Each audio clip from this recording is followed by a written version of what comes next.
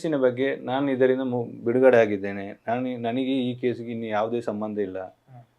ಇನ್ನು ಬೇರೆ ಬೇರೆಯವರು ಬಂದು ವಿಡಿಯೋ ಮಾಡಿ ನನ್ನನ್ನು ಇನ್ನೇನು ಮಾಡಬೇಕು ಅಂತ ನೀವು ಡಿಸೈಡ್ ಮಾಡಿದ್ದೀರಿ ಅಂತ ನನಗೆ ಹೇಳಿದರು. ವಿಡಿಯೋ ಮಾಡಬೇಡಿ ಅಂತ ರಿಕ್ವೆಸ್ಟ್ ಮಾಡ್ತೀನಿ. ವಿಡಿಯೋ ಮಾಡಬೇಡಿ, ನಾನು ನನ್ನಷ್ಟಿಗೆ ಇರ್ತೇನೆ ಅಲ್ಲಿ ಅದನ್ನು ಕೆಲಸ ಮಾಡಿಕೊಂಡು ಅನ್ನೋ ಬಗ್ಗೆ ಹೇಳಿದರು. ಅದಕ್ಕೆ ನನಗೆ ಸುಮಾರು ಜನ ಇವರು ಎಲ್ಲ ಫೋನ್ ಮಾಡಿದರು, ಅವನನ್ನೊಂದು ಮಾತಾಡಿಸ್ಬೇಕು. ಇಲ್ಲ, ಅವನನ್ನು ಮಾತಾಡ್ಸೋಕ್ಕೆ ಆಗೋದಿಲ್ಲ, ಸುಮ್ಮನೆ ನಾವು ಆರಾಮಾಗಿದ್ದಾನೆ ಹಂಗೆ ಇರಲಿ ಅಂದೆ. ಓಕೆ, ಮಾನಸಿಕವಾಗಿ ಮತ್ತೆ ಹಿಂಸೆ ಕೊಡಬೇಡಿ, ಹಿಂಸೆ ಕೊಡೋದು ಬೇಡ ಅಂತ. ಹಂಗಿದೆ ಒಂದು 2-3 ತಿಂಗಳು ಕಲೀಲಿ, ಆಮೇಲೆ ನೋಡೋಣ. ಸಂತೋಷ್ ರಾವ್ ಯಾಕೆ ಮಾಧ್ಯಮಗಳು ಮುಂದೆ ಬರ್ತಾ ಇಲ್ಲ, ಈ ವಿಚಾರವಾಗಿ ಥರ್ಡ್ ಐನ ನಮ್ಮ ಸುಬ್ರಹ್ಮಣ್ಯ ಹಂಡಿಗೆ ಅವರು ಸಂತೋಷ್ ರಾವ್ರ ವಕೀಲರಾಗಿರುವಂತಹ ಮೋಹಿತ್ ಅವ್ರನ್ನ ಕೇಳ್ತಾರೆ. ಅದಕ್ಕೆ ಅವ್ರು ಹೇಳ್ತಾರೆ, ಸಂತೋಷ್ ರಾವು ಈ ಕೇಸಿಂದ ಖುಲಾಸೆ ಆಗಿ ತನ್ನ ಪಾಡಿಗೆ ತನ್ನನ್ನು ಬಿಟ್ಟು ಬಿಡಿ, ನಾನೀಗಾಗಲೇ ಸಾಕಷ್ಟು ನೋವನ್ನು ಅನುಭವಿಸಿದ್ದೀನಿ, ನನ್ನ ಪಾಡಿಗೆ ನನ್ನನ್ನು ಬಿಟ್ಟು ಬಿಡಿ ಅಂತೇಳಿ ಅವರು ಮೋಹಿತ್ ಅವರಿಗೆ ಹೇಳಿ ತನ್ನ ಪಾಡಿಗೆ ತಾನು ಜೀವನ ಮಾಡ್ತಾ ಇದ್ದಾರೆ. ಓಕೆ, ಈಗ ಎಲ್ಲರಲ್ಲೂ ಇರುವಂಥ ಪ್ರಶ್ನೆ ಸಂತೋಷ್ ರಾವ್ ಅಲ್ಲ ಅಂತಾದರೆ ಯಾರು ಅನ್ನೋದು ಜನಕ್ಕೆ ಒಂದು ಆಕ್ರೋಶ, ಜನಕ್ಕಿರುವಂಥ ಒಂದು ಪ್ರಶ್ನೆ. ಯಾರು ಅಂತೇಳಿ ತಿರ್ಗಾ ನೀವು ಕೂತು ಡಿಸೈಡ್ ಮಾಡುವಂಥ ಕೆಲಸ ಅಲ್ಲ ಅದು. ತಿರ್ಗಾ ಇನ್ವೆಸ್ಟಿಗೇಷನ್ನೇ ಮಾಡಬೇಕು ಅದಕ್ಕೆ. ನಾನು ಯಾರನ್ನ ಒಬ್ಬ ಬೆಟ್ ಮಾಡಿ ತೋರಿಸುವಂಥದ್ದು ಅದೆಲ್ಲ ಆಗಬಾರ್ದು. ಅದು ನಾನು ಕೂಡ ಹೇಳ್ತೇನೆ, ಅದೆಲ್ಲ ಆಗಬಾರ್ದು. ಈ ಸಂತೋಷ ಬದಲು ಇನ್ನೊಬ್ಬ ಯಾರನ್ನ ತಂದು ಹಾಕುವಂಥ ಕೆಲಸ ಕೂಡ ಆಗಬಾರ್ದು. ನಾನು ಅದನ್ನು ಇನ್ನೂ ಸ್ಪಷ್ಟವಾಗಿ ಹೇಳ್ತೇನೆ, ಅವರು ಫ್ಯಾಮಿಲಿಯವರು ಹೇಳಿದ್ದು ಕೂಡ ಆಗಬೇಕು ಅಂತ ನಾನು ಹೇಳ್ತಾ ಇಲ್ಲ. ನಿಜವಾದ ಆರೋಪಿ ಯಾರಿದ್ದಾರೆ ಅವ್ರು ಬರಲಿ ಅಷ್ಟೇ, ಬಿಟ್ಟರೆ ಸಾವು ಆಗಿದೆ. ನಿಜವಾದ ಆರೋಪಿ ಯಾರು ಅಂತ ಬರಬೇಕು. ನೀವು ಈ ಕೇಸ್ ಕೈಗೆತ್ಕೊಂಡಾಗ ನಿಮ್ಗೆ ಏನು ಚಾಲೆಂಜಸ್ ಇತ್ತು ಅಂತ ಈ ಕೇಸಲ್ಲಿ? ಇಲ್ಲಿ ನನಗೆ ಕೆಲವರೆಲ್ಲ ಫೋನ್ ಮಾಡಿ ನಿಮಗೆ ಬೆದರಿಕೆ ಇತ್ತ ಅದಿತ್ತ. ನನಗೆ ಯಾವುದು ಬೆದರಿಕೆ ಇಲ್ಲ, ಯಾರು ಫೋನ್ ಮಾಡಿಲ್ಲ. ನಾವು ನಮ್ಮಷ್ಟಿಗೆ ಮಾಮೂಲಿ ಎಲ್ಲ ಕೇಸ್ಗಳು ನಡೆಸ್ತಾರ ಇದನ್ನು ಕೂಡ ನಡೆಸಿದ್ದೀವಿ. ಯಾಕಂದ್ರೆ ನಮಗೆ 2 ಸಲ ನಾವು ಅದೇ ಭಾಗದಿಂದ ಬಂದಾಗ ನಮಗೆ ಒಂದು ಕುತೂಹಲ ಇದ್ದೇ ಇರುತ್ತೆ ಒಂದು ಕೇಸಿನ ಬಗ್ಗೆ. ಈ ಕೇಸ್ ಅವನೊಟ್ಟಿಗೆ ದುಡ್ಡಿಲ್ಲ ಅನ್ನೋ ಬಗ್ಗೆ ಮನವರಿಕೆ ಕೂಡ ನಮಗಿತ್ತು. ಕೆಲವು ಟೈಮಲ್ಲಿ ಒಂಥರ ನಮಗೂ ಒಂದು ಫ್ರಸ್ಟ್ರೇಷನ್ ಒಂಥರ ಹೋಗಿರ್ತದೆ. ಯಾಕಂದರೆ ಯಾವಾಗಲೂ ನಾವು ದುಡ್ಡು ಇಲ್ಲದೆ ಮಾಡಬೇಕು ಅಂತ ಏನೋ ಒಂಥರ ಹೋಯ್ತು. ಅದು ಅವನ ಅಣ್ಣ ಮಾತಾಡುವಂಥದ್ದು, ಇಜ್ಜಿ ಸರ್ ಏನೋ ಜಾಗ ಸೇಲ್ ಮಾಡ್ತಾನ ಕೊಡ್ತೆ, ನಾನು ಜಾಗ ಸೇಲ್ ಮಾಡಿ ಆದರೂ ಕೊಡ್ತೇನೆ, ಈ ಮಾತೆಲ್ಲ ನಮಗೆ ಸ್ವಲ್ಪ ಇನ್ಸ್ಪೈರ್ ಆಗಿಬಿಡ್ತು, ಮಾಡ್ತಾ ಹೋದ. ಈ ಸಂತೋಷ್ ರಾವ್ ಅರೆಸ್ಟ್ ಆದಾಗ ಹೆಚ್ಚು ಕಡಿಮೆ 34-35 ವರ್ಷ ವಯಸ್ಸು. ಹೇಗಿತ್ತು ಸರ್ ಸಂತೋಷ್ ರಾವ್ ನೋಡಿದಾಗ, ಅಥವಾ ಯಾವ ರೀತಿಯ ಸಂಕಟ ನೋವಿತ್ತು ಸಂತೋಷ್ ರಾವ್? ನಾನು ನೋಡಿದ್ದು 2016ರಲ್ಲಿ ಕೋರ್ಟಲ್ಲಿ ನೋಡಿದ್ದು. ಅದಕ್ಕಿಂತ ಮೊದಲೇ ಟಿವಿಯಲ್ಲೆಲ್ಲ ನೋಡಿದ್ದು. ಸಂಕಟ ಅಂದ ಅವ ಅಷ್ಟೊಂದು ಮೆಂಟಲಿಯಾಗಿ ಅವ ಎಲ್ಲದಕ್ಕೂ ಒಗ್ಕೊಂಡು ಹೋಗುವಂಥ, ಅಲ್ಲಿದ್ರು ಅಲ್ಲಿ, ಇಲ್ಲಿದ್ರು ಇಲ್ಲಿ, ಏನೋ ಸರಿ ಅಂತ ನಮಗೆ ಆ ಥರ. ಅವನ ದೇಹ ಏನಾದರೂ ಜರ್ಜರಿತ ಆಗಿದೆಯಾ? ಅಂದರೆ ಪೊಲೀಸ್ ಸ್ಟೇಟ್ಮೆಂಟ್ ಅಂತ ನಮ್ಗೆಲ್ಲರಿಗೂ ಗೊತ್ತಿರುತ್ತೆ. ಅಲ್ಲ, ಹೊಡೆದಿದ್ದಾರೆ, ಅದು ಇಷ್ಟರವರೆಗೆ ಜರ್ಜರಿತವಾಗಿರ್ತದಂತ ನನಗೂ ಏನೂ ಗೊತ್ತಿಲ್ಲ. ಕೆಲವೊಂದು ಮೊಣಕಾಲು ಪೇಯ್ನು ಅದೆಲ್ಲ ನನಗೆ ಬಂದಾಗ ಹೇಳ್ತಿದ್ದೆ, ನಡಿಲಿಕ್ಕೆ ಆಗೋದಿಲ್ಲ ಅದೆಲ್ಲ. ಏನಾದರೂ ಬೇರೆ ಏನಾದರೂ ನೋವು ಹೇಳ್ಕೊಳ್ತಿದ್ರ ನಿಮ್ಮ ಹತ್ರ ಆಗ? ಸಾಕು, ನಾವು ಹೊರಗಡೆ ಹೋಗಬೇಕು? ಇಲ್ಲ, ಅವ ಏನು ಮಾತಾಡ್ತಿದ್ದೆ. ನಾನು ಇವಾಗ ನಿನ್ನೇನು ಕೂಡ ಫೋನ್ ಮಾಡಿ ಮಾತಾಡಿದ್ದೇನೆ ಅವ ಮನುಷ್ಯನ ಜೊತೆ. ಕೇಸಿನ ಬಗ್ಗೆ ನಾನು ಇದರಿಂದ ಬಿಡುಗಡೆ ಆಗಿದ್ದೇನೆ. ನನಗೆ ಈ ಕೇಸಿಗೆ ಇನ್ನು ಯಾವುದೇ ಸಂಬಂಧ ಇಲ್ಲ. ಇನ್ನು ಬೇರೆ ಬೇರೆಯವರು ಬಂದು ವಿಡಿಯೋ ಮಾಡಿ ನನ್ನನ್ನು ಇನ್ನೇನು ಮಾಡಬೇಕು ಅಂತ ನೀವು ಡಿಸೈಡ್ ಮಾಡಿದ್ದೀರಿ ಅಂತ ನನಗೆ ಹೇಳಿದರು. ವಿಡಿಯೋ ಮಾಡಬೇಡಿ ಅಂತ ರಿಕ್ವೆಸ್ಟ್ ಮಾಡ್ತೀನಿ. ವಿಡಿಯೋ ಮಾಡಬೇಡಿ, ನಾನು ನನ್ನಷ್ಟಿಗೆ ಇರ್ತೇನೆ ಅಲ್ಲಿ ಅದನ್ನು ಕೆಲಸ ಮಾಡಿಕೊಂಡು ಅನ್ನೋ ಬಗ್ಗೆ ಹೇಳಿದರು. ಅದಕ್ಕೆ ನನಗೆ ಸುಮಾರು ಜನ ಇವರು ಎಲ್ಲ ಫೋನ್ ಮಾಡಿದರು, ಅವನನ್ನೊಂದು ಮಾತಾಡಿಸ್ಬೇಕು.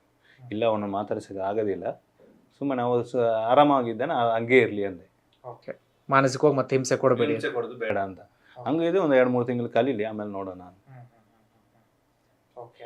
ಈಗ ಸರ್ ಮುಂದೆ ಹೇಗೆ ಅಂತ? ಈಗ ಒಂದು ಕಡೆಯಿಂದ ನಿನ್ನೆ ಸಿದ್ದರಾಮಯ್ಯ ಸ್ಟೇಟ್ಮೆಂಟ್ ಕೊಟ್ಟರು, ನಾವು ಅಪೀಲ್ ಮಾಡ್ತೀವಿ ಅಂತ ಹೇಳಿ.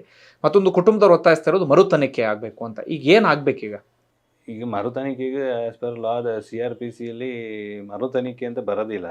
ಅದು ಗೌರ್ಮೆಂಟ್ನವರು ಡಿಸೈಡ್ ಮಾಡಿ ಮರು ತನಿಖೆ ಮಾಡಬೇಕು, SIT ಫಾರ್ಮ್ ಮಾಡಬೇಕು, ಅದೆಲ್ಲ ಅವರು ಗೌರ್ಮೆಂಟ್ಗೆ ಬಿಟ್ಟಿದ್ದು. ಈಗ ಏನು ಅಪೀಲ್ ಅಂತ ಬಂದಾಗ ತಿರ್ಗಿ ಇವನೇ ಆಯಿತು.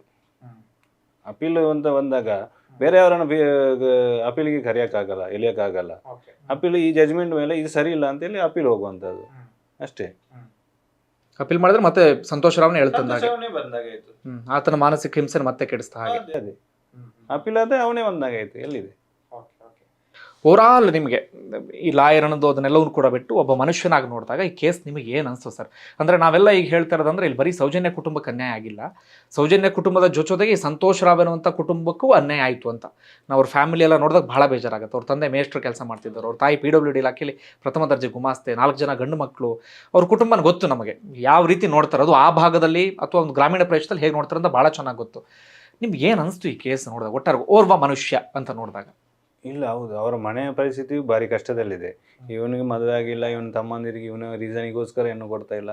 ಇವನ ಅಣ್ಣನ ಹೆಂಡತಿ ಮನೆಗೆ ಬರಲ್ಲ ಇದೇ ರೀಸನ್ಗೆ, ಯಾಕಂದ್ರೆ ಅವರಿಗೆ 2 ಹೆಣ್ಮಕ್ಳು, ತಂದೆ ತಾಯಿ ತೀರ್ಕೊಂಡಿದ್ದೆ. ಇನ್ನು ಅದೊಂದು ಇನ್ನೊಂದು ಇದು ಎಲ್ಲ ಓಡಾಡ್ತಾ ಇದೆ, ತಾಯಿಗೆ ನೋಡೋದಕ್ಕೆ ಬೀಳಲಿಲ್ಲ. ಆ್ಯಕ್ಚುಲಿ ಅದು ಆ ಥರ ಅಲ್ಲ, ಅದು ಪಬ್ಲಿಕ್ಸ್ದು ಬೇರೆ ಸೆಂಟಿಮೆಂಟ್. ಯಾಕಂದರೆ ಕೋರ್ಟು ತಾಯಿ ಸತ್ತಾಗ ಬಿಡೋದಿಲ್ಲ ಅಂತ ಎಲ್ಲಿ ಯಾವ ಕೋರ್ಟು ಹೇಳೋದಿಲ್ಲ. ಅದು ಅವ್ರದ್ದು ನಮಗೆ ಕಮ್ಯುನಿಕೇಷನ್ ಗ್ಯಾಪಿಂದ ಆಗಿರುವಂಥದ್ದು. ನಮಗೆ ಇನ್ಫಾರ್ಮ್ ಮಾಡಿದ್ದಿದ್ರೆ ಎಸ್ಕಾಟ್ ಹಾಕಿ ಕಳಿಸ್ಕೊಡ್ತಿದ್ದು ಅಲ್ಲಿಗೆ. ನಮಗೆ ಇನ್ಫಾರ್ಮ್ ಮಾಡಿಲ್ಲ, ಹಾಗೆ ಆಯಿತು, ನೋಡಲಿಕ್ಕೆ ಬಿಡಲಿಲ್ಲ ಅಂತ. ಆಮೇಲೆ ಅವನನ್ನು ಕಸ್ಟಡಿಯಲ್ಲೂ ನೋಡಲಿಕ್ಕೆ ಬಿಡಲಿಲ್ಲ ಅಂದ್ರೆ ಅವ್ರು ಬರಬೇಕಾಗಿದ್ದು. ನಮಗೆ ಕರ್ಕೊಂಡು ಕೇಸಿಗೆ ಕರ್ಕೊಂಡು ಬಂದಾಗಾದರೂ ನೋಡ್ಬೋದಿತ್ತು, ಮಾತಾಡ್ಬೋದಿತ್ತು. ಅವ್ರು ಯಾರು ಅದರ ಬಗ್ಗೆ ಮಾತಾಡಿಲ್ಲ. ಇನ್ನು ಬೇರೆ ಆರೋಪಿಗಳನ್ನು ಪತ್ತೆ ಹಚ್ಚಕ್ಕೆ ಸಾಧ್ಯ ಇದೆಯಾ ಈಗಿನ ವ್ಯವಸ್ಥೆಯಲ್ಲಿ? ಪತ್ತೆ ಹಚ್ಬೋದು, ಪತ್ತೆ ಹಚ್ಚಬಾರ್ದು ಅಂತ ಏನಿಲ್ಲ. ಕನ್ವಿಕ್ಷನ್ ಕೊಡಿಸೋದು ಅಷ್ಟು ಈಸಿಯಾದ ಮಾತಲ್ಲ ಅಂತ. ಕಷ್ಟ. ಬಟ್ ನನಗೆ ಯಾವಾಗಲೂ ಅನ್ಸೋದು, ನಾವು ಚಂದ್ರಯಾನ 3ವರೆಗೆ ಹೋಗಿದ್ದೀವಿ, ಟೆಕ್ನಾಲಜಿ ಯಾವ ಹಂತಕ್ಕೂ ಹೋಗಿ ನಿಂತ್ಕೊಂಡು ಬಿಟ್ಟಿದೆ. ನಾವು ಭಾರತ ಅಂದಾಗ ಜಗತ್ತಿನೆಲ್ಲ ಬೇರೆ ರೀತಿಯಲ್ಲಿ ಗುರುತಿಸ್ಕೊಳ್ಳುತ್ತೆ. ಇಂತಹ ಭಾರತದ ಕರ್ನಾಟಕ ಎನ್ನುವ ರಾಜ್ಯದ ಒಂದು ಧರ್ಮಸ್ಥಳ ಅನ್ನೋ ಭಾಗದಲ್ಲಿ ನಡೆದಿರುವಂಥ ಈ ಘಟನೆಗೆ ಸಂಬಂಧಪಟ್ಟ ಒಂದು ಹೆಣ್ಣುಮಗಳಿಗೆ ನ್ಯಾಯ ಸಿಗಲ್ಲ ಅಂದರೆ ಏನು ಕಾನೂನು ವ್ಯವಸ್ಥೆ? ಚಂದ್ರಯಾನ ಅಲ್ಲವರೆಗೆ ಹೋಗಿದೆಯಲ್ಲ, ಅದೇ ಇದು ನಮ್ದು ರಿವರ್ಸ್ ವರ್ಷನ್. ಇದು ಒಂದು ಆ ಕಡೆ ಹಿಂಗೆ ಹೋಗ್ತಿದ್ರೆ ಹಿಂಗೆ ಮಾಡ್ಬೋದು ಅಂತ. ಕೊನೆಯದಾಗಿ ಏನು ಹೇಳ್ತೀರಿ ಸರ್? ಇಲ್ಲಿ ಕೊನೆಯದಾಗಿ ಅದೇ ನಮಗೆ ತೃಪ್ತಿ ಇದೆ, ನಾವು ಮಾಡಿರೋ ಕೆಲಸದ ಬಗ್ಗೆ ನಮಗೆ ತೃಪ್ತಿ ಇದೆ. ನಾವು ಯಾರ ಮೇಲೇನೂ ಬೊಟ್ಟು ಮಾಡಿ ತೋರಿಸೋದಿಲ್ಲ. ಯಾರು ನಮಗೆ ಹೀಗೆ ಮಾಡಿ ಅಂತ ಎಲ್ಲ ಯಾರು ಥ್ರೆಟ್ ಕೊಡುವಂಥದ್ದು ಕೂಡ ನಮಗೆ ಯಾರು ಮಾಡಲಿಲ್ಲ. ನಾವು ಆರಾಮಾಗಿದ್ದೇವೆ, ಆರಾಮಾಗಿ ಕೇಸ್ ಇದ್ದೇವೆ. ನಮಗೆ ಆ್ಯಕ್ಚುಲಿ ಇದೆಲ್ಲ ಹೊಸದು, ನಮಗೆ ಮೀಡಿಯಾ ಹೊಸದು. ನಾವು ಯಾವತ್ತೂ ಮೀಡಿಯಾದಲ್ಲಿ ಪ್ರಚಾರ ಗಿಟ್ಟಿಸ್ಕೊಳ್ಬೇಕು ಕಾಣಿಸ್ಕೊಂಡವರಲ್ಲ. ಇದು ಒತ್ತಾಯದ ಮೇರೆಗೆ ಕಾಣಿಸ್ಕೊಂಡಾಗೆ ಆಗಿದೆ. ಕಾಣಿಸ್ಕೊಂಡಿಲ್ಲ ಅಂದಿದ್ರೆ ಈಗ ನೀವು ಮಾಡಿದ್ದಕ್ಕೆ ಪ್ರತಿಫಲ ಏನು ಅಂತ. ಅಲ್ಲ, ಪ್ರತಿಫಲ ಏನು ಅಂದ್ರೆ ನನಗಿದ್ದಿದ್ದಂದ್ರೆ, ನಾನು ನಿಮ್ಮನ್ನು ಭಾಳ ದಿನದಿಂದ ಕೇಳ್ತಾ ಇದ್ದೆ. ನಾನು ಕೇಳ್ತಾ ಇದ್ದದ್ದು ಉದ್ದೇಶ ಅಂದರೆ ದಾರಿ ತಪ್ಪಾರ್ದು. ಈ ಜಡ್ಜ್ಮೆಂಟ್ ಕಾಪಿನ ನಿಮ್ಮಷ್ಟು ಚೆನ್ನಾಗಿ ಸ್ಟಡಿ ಮಾಡಿದಂಥವ್ರು ಅಥವಾ ಕೇಸ್ ಸ್ಟಡಿ ಮಾಡಿದಂಥವ್ರು ಯಾರು ಇದಕ್ಕೆ ಸಾಧ್ಯ ಇಲ್ಲ. ಜನಕ್ಕೊಂದಷ್ಟು ವಿಚಾರ ಗೊತ್ತಾಗಲಿ ಅಂತ ಆ ಕಾರಣಕ್ಕೆ. ಹೌದು, ಎಲ್ಲರೂ ನನ್ನ ಹತ್ರ ಅದಕ್ಕೆ ಬರೋದು. ನೀವು ಸ್ಟಾರ್ಟಿಂಗಿಂದ ನೀವು ಇದ್ರಿ ಮಾಡಿ. ಮಹೇಶನ್ನ ಕೂಡ ಅದನ್ನೇ ಹೇಳೋದು. ಯಾರಿದ್ರು ಮಹೇಶನ್ನ ಫಸ್ಟ್ ನಮಗೆ ಕಳಿಸ್ಕೊಡ್ತಿದ್ರು ಹಾಗೆ. Okay, thank you sir. ಮತ್ತೊಮ್ಮೆ ಅಭಿನಂದನೆ. ನಾನು ಥ್ಯಾಂಕ್ ಯು. ನಾನು ಪದೇ ಹೇಳುವಂಥ ವಿಚಾರ ಅಂದರೆ, ಆತನ ಹತ್ರ ₹1 ತಗೊಂಡಿಲ್ಲ ಅನ್ನೋ ವಿಚಾರ ನನಗೆ ಇನ್ನಷ್ಟು ಇದಾಯಿತು. ಅಂದರೆ ಆ ಥರ ಒಂದು ಮನಸ್ಥಿತಿ ಎಲ್ರಿಗೂ ಬರೋಕ್ಕೆ ಸಾಧ್ಯ ಇಲ್ಲ. ಒಂದಷ್ಟು ಜನ ಉತ್ಸಾಹ ಕಳ್ಕೊಬಿಡ್ತಾರೆ. ಈ ಏನು ಪ್ರಯೋಜನ ನಮಗಿದ್ರಿಂದ? ಮನಸ್ಥಿತಿ ಅದು ಕೇಸಿಗೆ ತಕ್ಕಂತೆ ಬರುತ್ತೆ ಅಂತ, ನನ್ನದು ಅಂತ ಬಂದಾಗ ಬರುತ್ತೆ ಮನಸ್ಥಿತಿ. Thank you sir. ಹಿಂದೆ ಪವರ್ ಟಿವಿ ಏನು ಸ್ಟಾರ್ಟ್ ಆಯ್ತಲ್ಲ, ಕ್ಷಮಿಸು ಸೌಜನ್ಯ ಸ್ಟಾರ್ಟ್ ಮಾಡೋಕ್ಕಿಂತ ಮುಂಚೆ ಪವರ್ ಟಿವಿ ಏನು ಮಾಡಿತ್ತು, ಸಂತೋಷ್ ರಾವ್ ಎಲ್ಲಿ ಕೆಲಸ ಮಾಡ್ತಾ ಇರೋದು ದೇವಸ್ಥಾನದಲ್ಲಿ ತೊಡಗಿಸ್ಕೊಂಡಿರುವಂಥ ಒಂದಷ್ಟು ವಿಡಿಯೋಗಳನ್ನು, ಫೋಟೋಗಳನ್ನು ಶೂಟ್ ಮಾಡಿ ಹಾಕಿದ್ರು. ಅದಾದ ನಂತರ ಮೊನ್ನೆ ದಿವಸ ಸಂತೋಷ್ ರಾವ್ ನಡ್ಕೊಂಡು ಬರ್ತಾ ಇರುವಂಥ ಒಂದು ವಿಡಿಯೋ, ಒಂದು ಸಣ್ಣದಾದಂಥ ಒಂದು ಕ್ಲಿಪ್ಪಿಂಗ್ ಬಂದಿತ್ತು. ಬಿಟ್ಟರೆ ಸಂತೋಷ್ ರಾವ್ ಇವತ್ತಿನವರೆಗೂ ಯಾವುದೇ ಮಾಧ್ಯಮಗಳ ಮುಂದೆ ಬಂದು ಹೇಳಿಕೆ ಕೊಟ್ಟಿಲ್ಲ. ಇದರ ಬಗ್ಗೆ ಹಳೆ ವಿಡಿಯೋ ಒಂದು ಸುಬ್ರಹ್ಮಣ್ಯ ಹಂಡಿಗೆ ಅವರು ಮಾತನಾಡಿರುವಂಥ ಒಂದು ವಿಡಿಯೋ ಸಿಕ್ತು.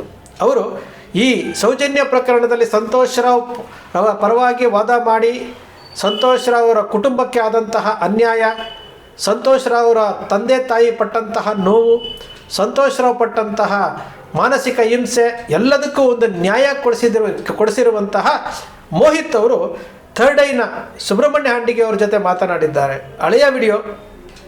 ಒಬ್ಬ